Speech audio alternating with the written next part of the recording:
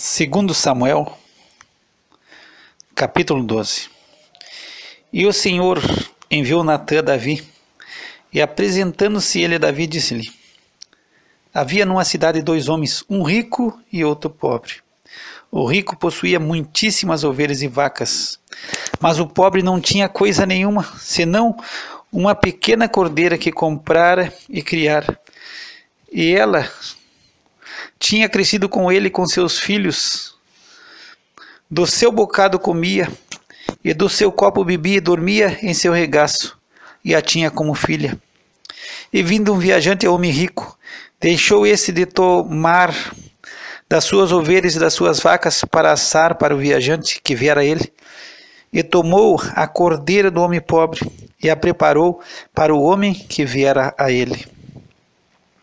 Então o furor de Davi se acendeu em grande maneira contra aquele homem e disse a Natã: vive o Senhor, que digno de morte é o homem que fez isso, e pela cordeira tornará a dar o quadruplicado, porque fez tal coisa e porque não se compadeceu.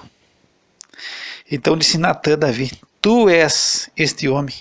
Assim diz o Senhor Deus de Israel: eu te ungi rei sobre Israel, e eu te livrei das mãos de Saul, e te dei a casa de teu senhor, e as mulheres de teu senhor em teu seio, e também te dei a casa de Israel e de Judá.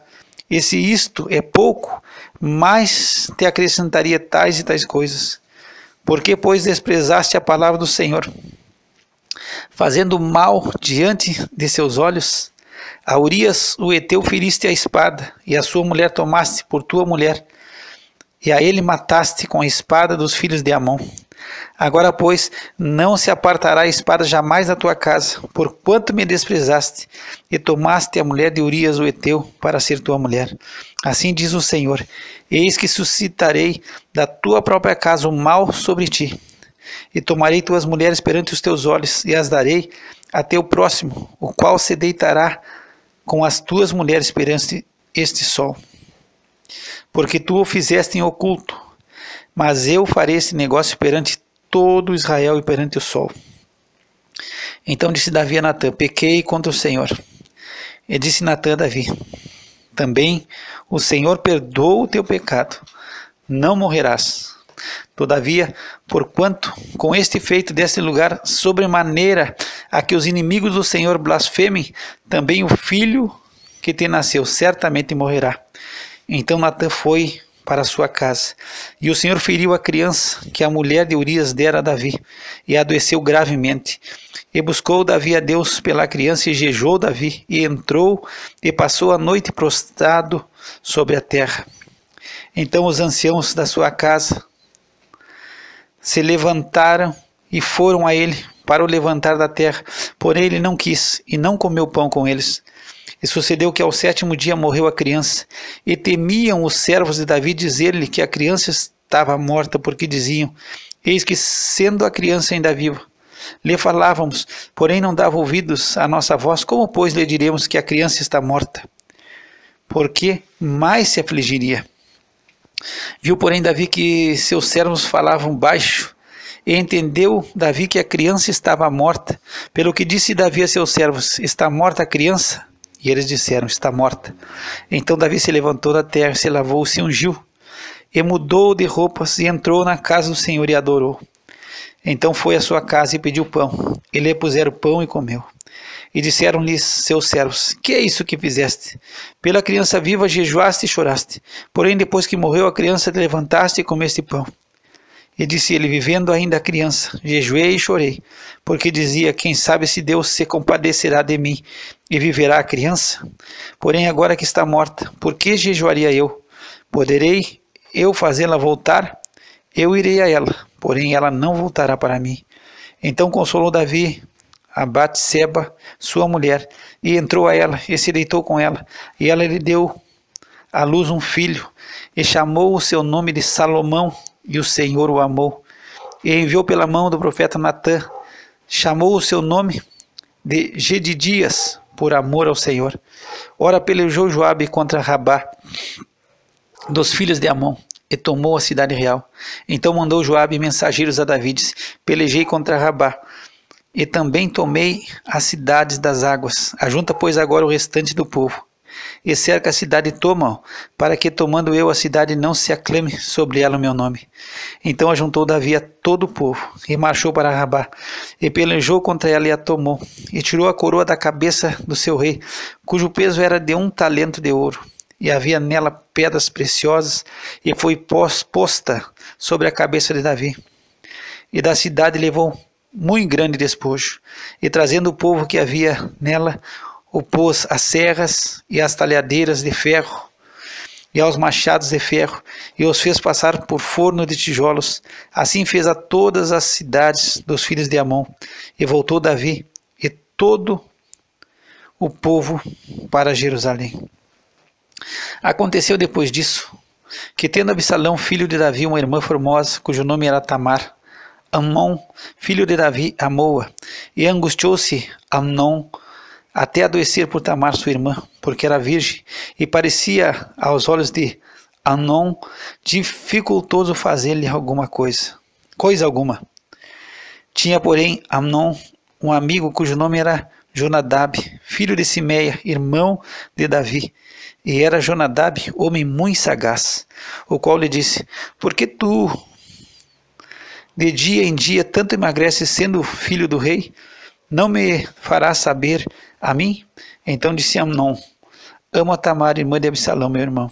E Jonadab lhe disse: deita-te na tua cama e finge-te doente.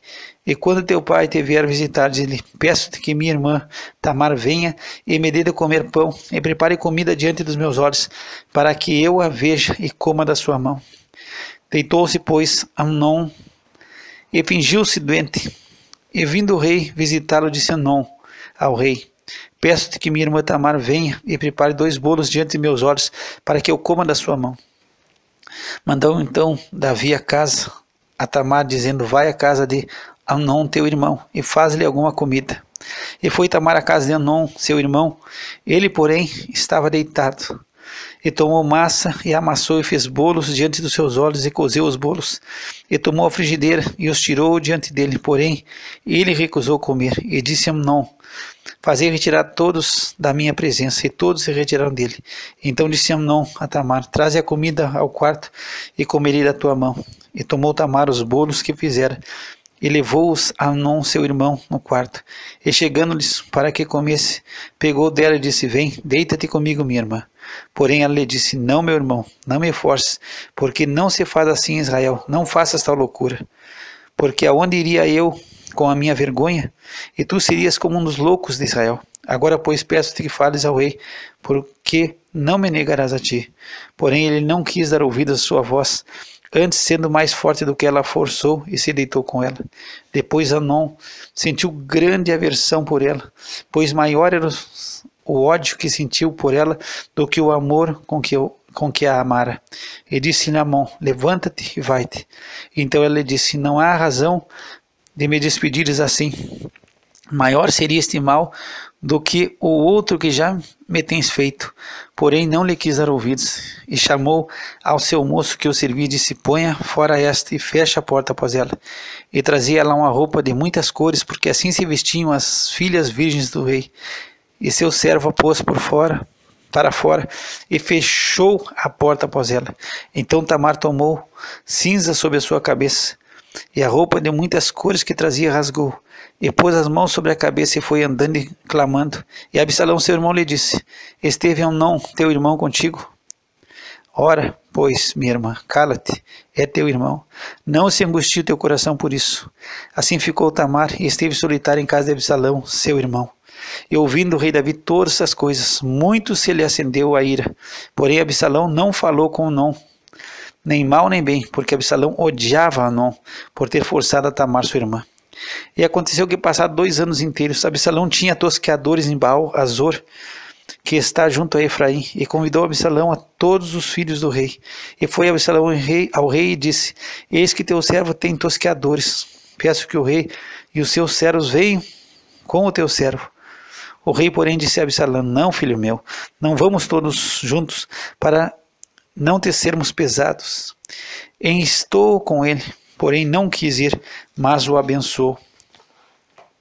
Então disse Absalão: quando não, deixa ir conosco Amnon, meu irmão.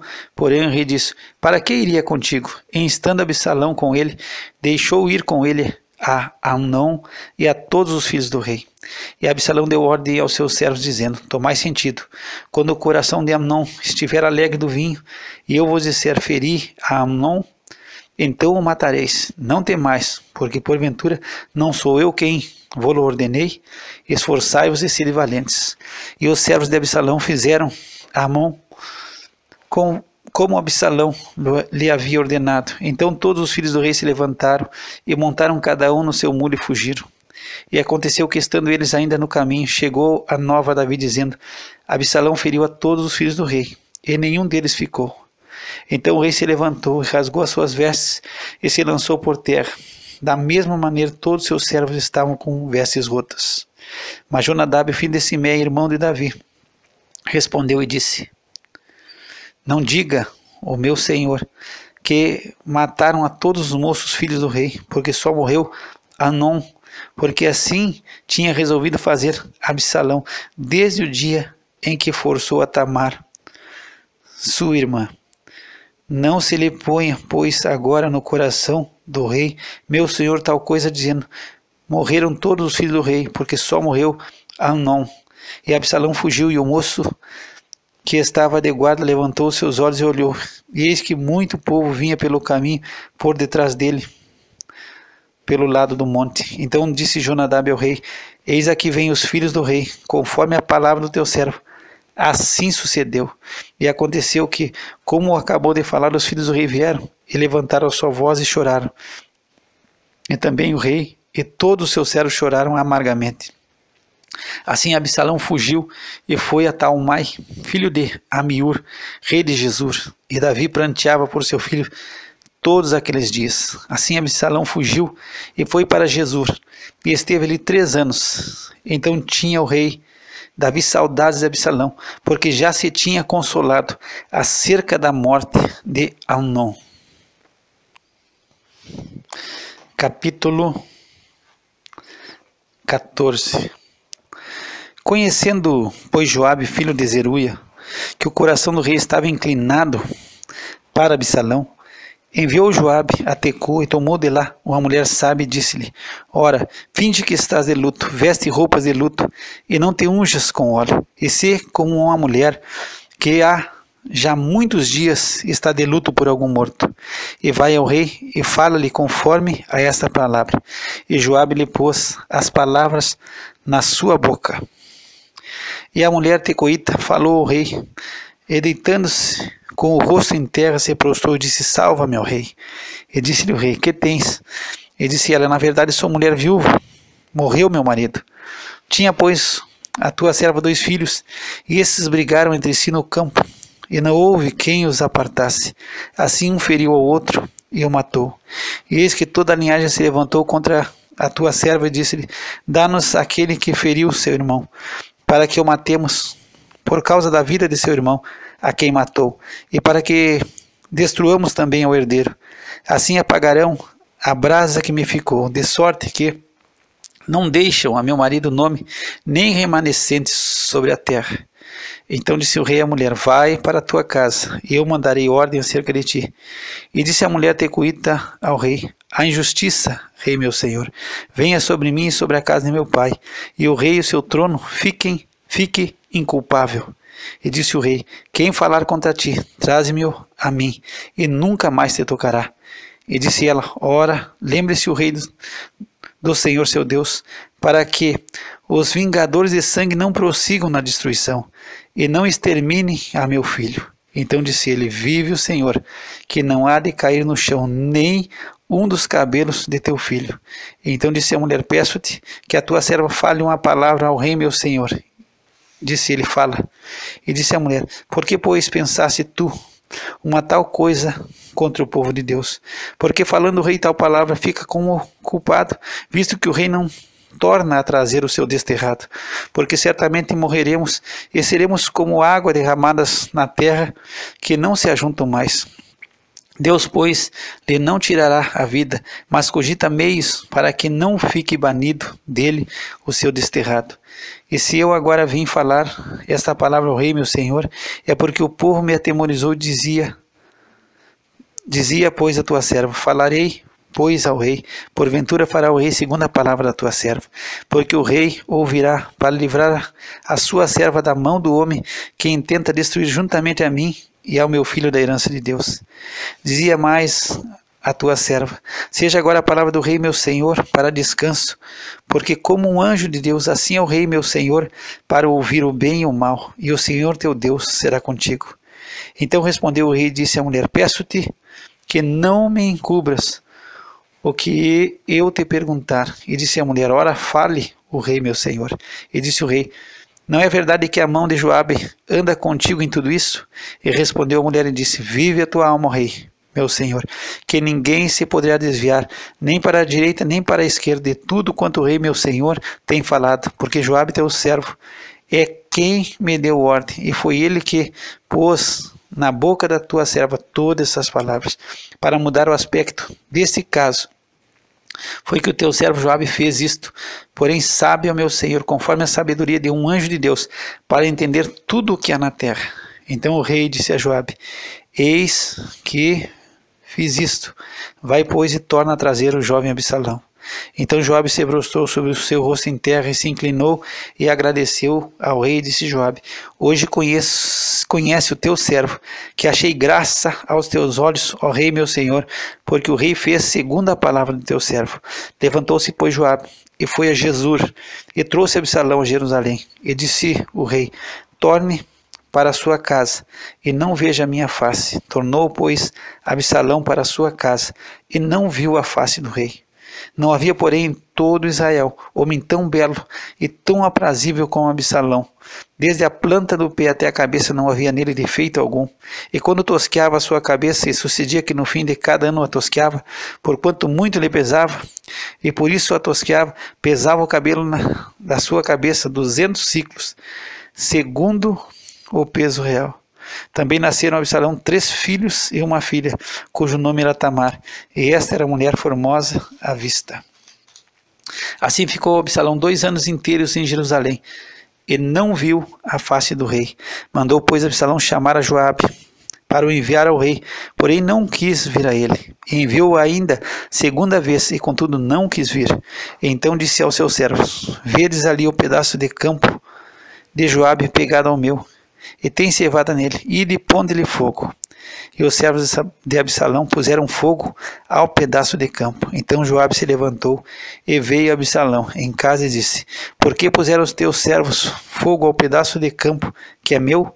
E disse Absalão a Joabe, eis que enviei a ti dizendo, vem cá, para que te envie ao rei a dizer-lhe, por que vim de Jesur? Para que vim de Jesur? Melhor me fora estar ainda lá. Agora, pois, veja eu a face do rei, se há ainda em mim alguma culpa que me mate. Então foi Joabe ao rei, e assim lhe disse.